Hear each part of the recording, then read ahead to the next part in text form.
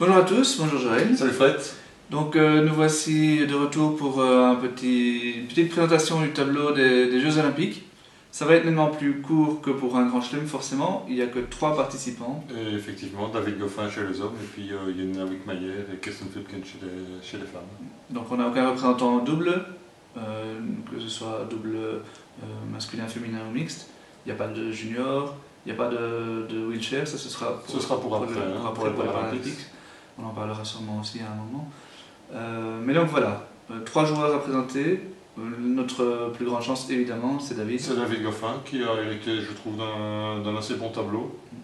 Avec un premier tour très abordable, Sam Gross, l'Australien, qui a une très mauvaise saison derrière lui. Il n'a vraiment fait aucun résultat remarquable, beaucoup de défaites au premier tour, parfois contre des joueurs classés très loin.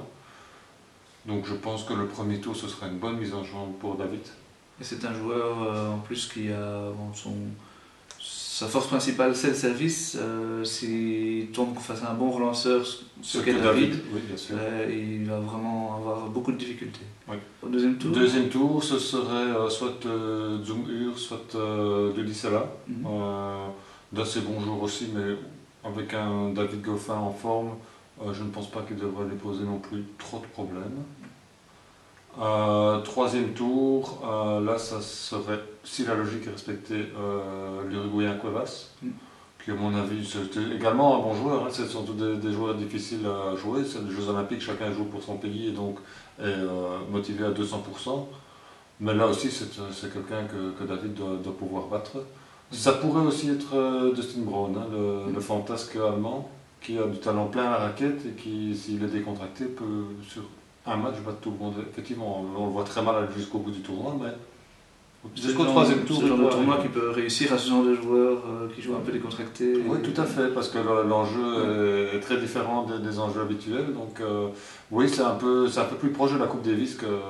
On se souvient que Linderpass en son temps avait réussi à obtenir une médaille de bronze. Je crois que c'est à peu près la seule chose qu'il a fait de sa carrière en simple. C'est vraiment le genre de joueur qui peut créer quelque chose. Cuevas, bon joueur aussi, bonne saison derrière lui quand même. Hein. Oui, ça c'est un solide joueur. Hein. C'est quelqu'un, il faudra aller chercher le match. C'est certain que Cuevas, il ne va pas le donner. Donc, malgré tout... Un tableau relativement ouvert. On peut dire qu'entre la 9e et la 16e place de tête de série, c'était pas non plus le plus compliqué. Cuevas, il y avait quelques gros morceaux. Et si David passe... En quart, ce serait Rafael Nadal, ce qui à mon avis était le meilleur choix possible, sachant que Rafael n'a plus joué depuis sa blessure à Roland Garros, donc on ne sait pas où il en est au niveau physique, au niveau technique. On sait qu'il a besoin de beaucoup jouer pour être en forme, donc je pense que des 4 possibles, c'était le... Donc il y avait Djokovic, Murray, Nishikori, oui. Et Nadal. Effectivement, avec le manque de préparation de Nadal, qui va cumuler les 3 tableaux en plus, donc il risque d'être fatigué. Bon, on sait que physiquement c'est une bête, mais enfin des 3 tableaux, est-ce que son poignet va tenir le coup? C'est la grande question, parce que après, d'un autre côté, on peut aussi se dire que s'il s'aligne vraiment sur les 3 tableaux, c'est qu'il pense avoir ses chances dans les 3 tableaux. C'est donc qu'il a quand même de bonnes sensations à l'entraînement et qu'il se sent bien. Oui, il a certainement plus mal, hein. Ça c'est certain, mais c'est le genre de blessure, on sait que ça peut revenir. On voit Steve Darcy. Il est revenu plusieurs fois et ça a recraqué à chaque fois. On ne lui souhaite pas, évidemment. On ne lui souhaite pas, bien sûr que non. Est-ce qu'il va jouer un petit peu moins relâché que d'habitude? C'est peut-être une possibilité aussi. Ça c'est possible aussi. On a vu parfois qu'en Coupe Davis, David avait un petit peu de mal à se mettre dans la rencontre, mais il a chaque fois pu se remettre dedans. Ici, attention, ce ne sera pas 3-7 gagnants. Oui, mais c'est peut-être une bonne chose parce que... Oui, à condition de ne pas perdre les 2 premiers sets, évidemment, parce qu'il n'y a plus de rattrapage possible dans ce cas-ci. Bien sûr, mais bon, Nadal en 5-7, c'est encore plus compliqué c'est certain. Dans la perspective d'un quart de finale, c'est certain qu'il vaut mieux jouer Nadal en 2-7 gagnants qu'en 3-7 gagnants.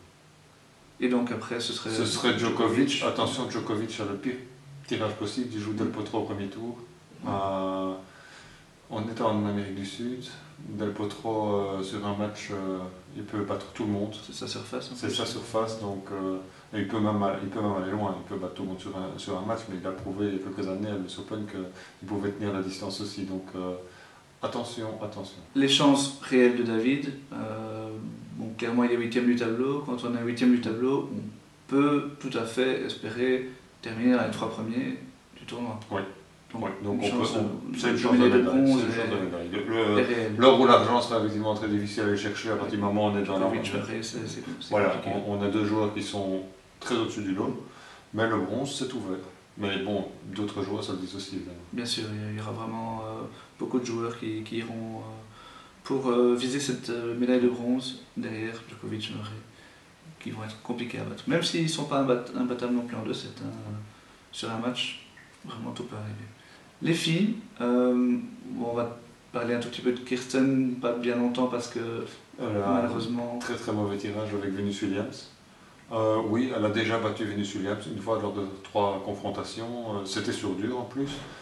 Mais Venus Williams, quand elle joue pour son pays, quand elle est motivée, en plus cette année elle revient bien dans le parcours, je donne pas beaucoup de chance à Kirsten. Non, ça va être très très compliqué. Elle était en demi-finale à Wimbledon, Venus. Oui, elle a encore fait une finale à Stanford. Elle est vraiment de nouveau une grande prétendante, peut-être même au titre, qui sait. Elle pourrait aller... Oui, sur dur, Venus Williams est très efficace, elle est certainement extrêmement motivée. On sait qu'elle est très, quand elle peut jouer pour les États-Unis, elle est très patriote. Donc, c'est un très mauvais difficilement être pire. Oui. Donc bon, on ne va pas aller plus loin dans son tableau, même si, comme on le répète à chaque fois, sur un match tout peut arriver. Oui. On le souhaite évidemment pour Kirsten, mais ça ne sert à rien d'aller voir plus loin que ce match-là pour l'instant. La dernière représentante belge, ce sera Janina. Oui, qui n'a pas non plus un très bon tirage. Elle tire Strikova, 16e tête de série, 21e mondial. C'est mieux que Venus Williams. C'est une tête de série. C'est une joueuse très régulière. Elle n'a gagné qu'un tournoi sur sa carrière, mais elle va très souvent loin. Elle fait beaucoup de quarts, de demi, quelques finales. Donc c'est une joueuse très régulière dans ces tournois, ce qu'elle n'est pas Janina. Mais c'est peut-être mieux pour Janina d'avoir un match difficile pour commencer. On sait qu'elle est capable de tout, du meilleur comme du pire, on le dit chaque fois. Mais espérons que cette fois-ci ce sera meilleur. Le match, c'est elle qui va le jouer, tout va se décider, parce que bon, Strikova c'est une joueuse accrocheuse qui remet bien la balle, qui manque un petit peu de puissance quand même. Et donc tout dépend si Janina va réussir à rester calme. Oui. Quand Strikova ira rechercher un petit peu toutes ses attaques. Il faut qu'elle conclue le point sans s'énerver. Elles en sont à 2-1 dans leur tête-à-tête. Ce qui est un peu plus embêtant, c'est que la victoire de Janina remonte à 2011, alors que les 2 victoires de Strikova sont de l'an dernier. Donc elle a un petit ascendant psychologique peut-être, la Tchèque. Maintenant Janina, c'est sa surface aussi le dur, elle joue très bien là-dessus. Donc si elle arrive à être agressive et en ne faisant pas trop de fautes, oui c'est à sa portée. Mais tout dépendra du nombre de fautes directes qu'elle fera. Et au-delà de ce match, un deuxième tour difficile aussi avec soit Bertens soit Errani, donc probablement Bertens qui est plus en forme que l'italienne pour le moment, mais un match difficile aussi, même si Bertens n'est plus dans sa forme de Roland Garros. Mais malgré tout aussi un gros morceau.